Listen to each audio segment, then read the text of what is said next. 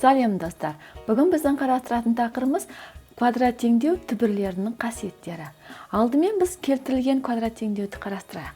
Біз алдыңғы сабақтарда дискриминанттың таңбасына қарай оң сан болса дискриминант 2 түбірі бар, 0-ге тең болса 1 ғана түбірі бар, ал 0-ден кіші болса түбірі жоқ екенін қарастырғанбыз.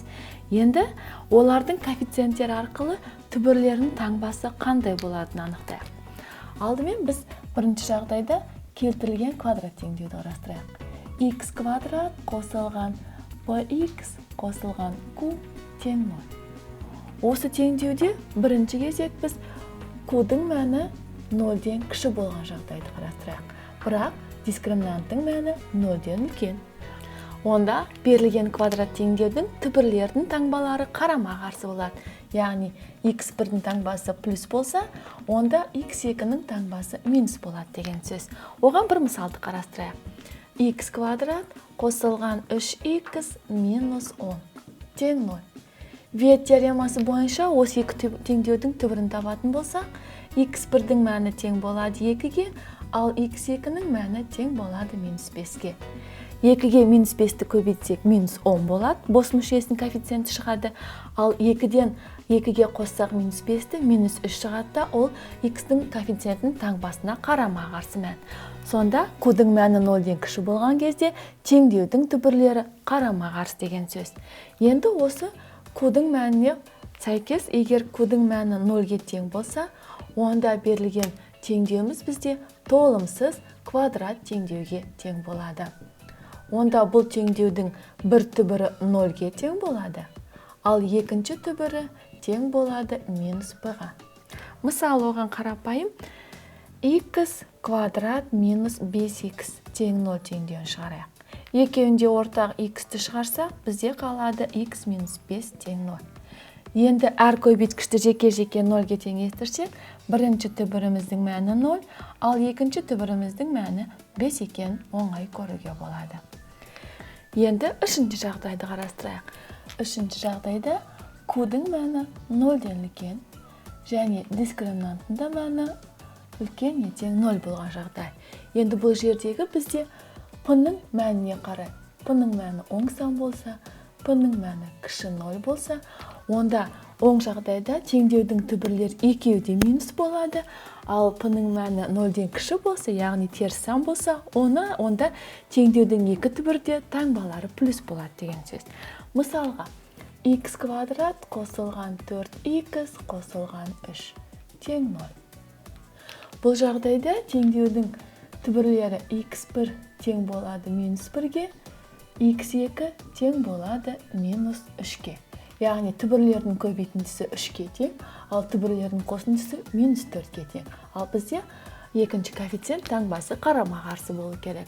Сонда берілген теңдеудің екі түбірде таңбасы теріс болады деген сөз. Ал енді осы теңдеуде 4x-тің орнында минус 4x болсын.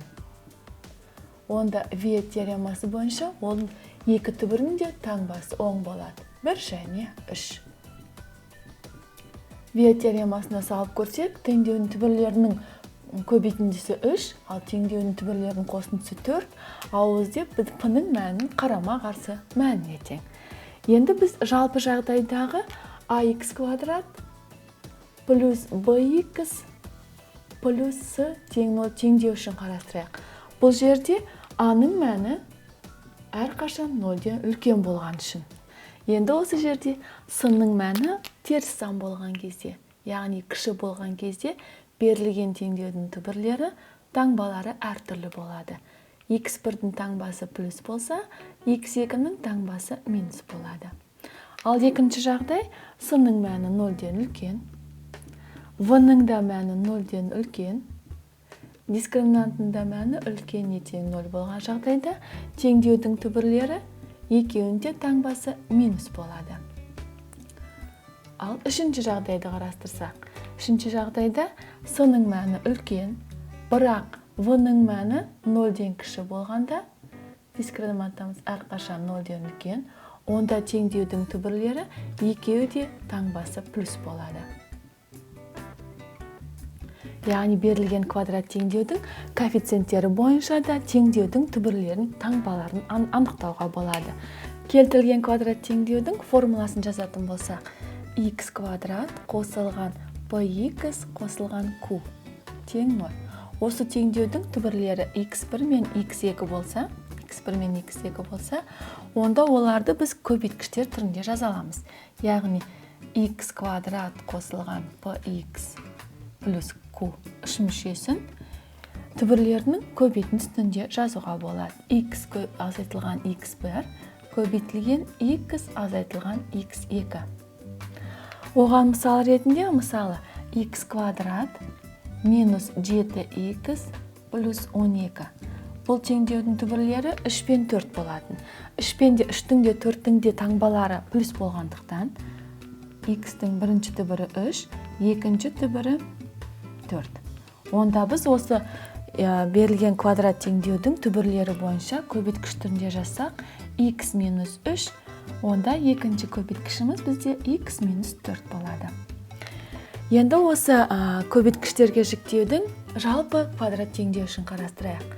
ax квадрат қосылған bx қосылған с тең. Бұл жерде a-ның мәнін жақшаға шығарсақ, бізде қалады ax квадрат қосылған b бөлінген ax қосылған с бөлінген a. Ал осы теңдеудің түбірлері x1 мен x2 болатын болса, онда ax квадрат қосылған bx қосылған с теңдеуін біз a көбейтілген x минус x1 және x минус x2 түрінде жаза аламыз. Оған мысал ретінде 2x квадрат минус x минус 6 теңдеуін қарастырайық. Дискриминант арқылы шығаратын болсақ, бұл теңдеудің екі түбірі бар. Яғни бұл жердегі с-ның мәні 0-ден кіші болғандықтан, оның теңдеудің түбірлері қарама-қарсы болады. Ал мен бірден теңдеудің түбірін жазам. Бірінші түбірі минус 1,5-ге тең, ал екінші түбірі тең болады 2-ге.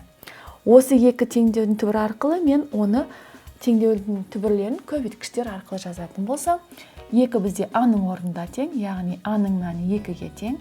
Сонда біз 2x квадрат минус x минус 6 тең. 2-ні жақшаның сыртына шығарам. Ал жақшаның ішіне x1 мен x2-ның орнына минус 1,5 пен 2-ні қойып жазам. Сонда x1-дің түбірі минус болғандықтан, жақшаның ішінде таңбада минус, онда 2 минус плюске ауысады да 1,5 жазылады. Ал екінші жақшада x2-ның таңбасы плюс болғандықтан минус таңбасы қалады. Ал енді біз осы күйінде қалдырмай, 2-ні бірінші жақшаның ішіне көбейтіп ашатын болса, сонда тең болады 2x қосылған 2-ні 1,5-ге көбейтсек 3, ол бізде бірінші көбейткіш, ал екінші көбейткішіміз x минус 2-ге тең. Сонда біз берілген квадрат үш мүшені екі жақшаға көбейткіштерге жіктей алдық. Ал көбейткіштерге жіктеу арқылы біз олардың түбірлерін анықтауға болады. Яғни 2x плюс 3, бұл жерде x-тің мәні минус 1,5 екен, ал екінші жақшадан біз оның түбірі 2 екенін оңай көруге болады. Біз сіздермен қарастырдық, квадрат теңдеу түбірлерінің қасиеттерін қарастырдық. Келесі сабақта осы тақырыпқа есептер шығаратын боламыз. Ал бүгінше сау болыңдар.